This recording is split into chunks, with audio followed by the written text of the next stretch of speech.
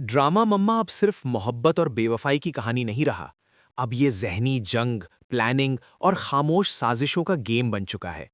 पिछले एपिसोड में हमने देखा कि जहां आरा ने जीशान को सिर्फ घर से नहीं निकाला, बल्कि इज्जत, घर और मर्दानगी सब कुछ छीन लिया।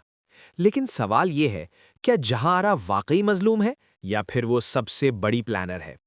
एपिसोड स्टार्ट होता है बिल्कुल खामोशी से।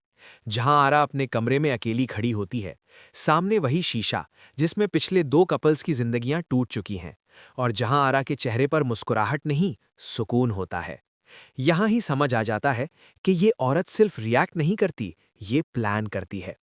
नीचे आसिया नए मियाँ बीवी को घर दिखाती है।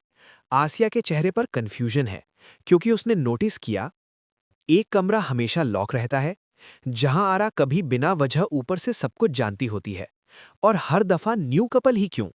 आसिया के जहन में पहली दफा सवाल उठता है कि कहीं जीजी हम सबसे कुछ छुपा रही हैं। ऊपर कमरे में जहां आरा अपने आप से कहती है, नया रिश्ता हो तो भरोसा ज्यादा होता है, और जहां भरोसा हो वहां धोखा आसान होता है। यहीं से क्लियर होता है कि जहां आरा हर मर्द को सजा देना चाहती है, लेकिन क्यों?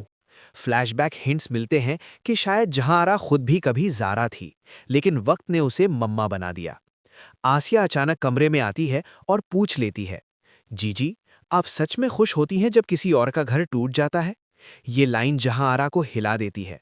वो गुस्से में नहीं, ठंडी आवाज में जवाब देती है, खुशी नहीं होती आसिया, इंसाफ होता है। शीशा हल्की सी क्रैक करता है, और उसकी दूसरी तरफ जहां आरा का अक्स मुस्कुराता है। ये सीन क्लियर करता है कि सबसे बड़ा दुश्मन बाहर नहीं, अंदर है।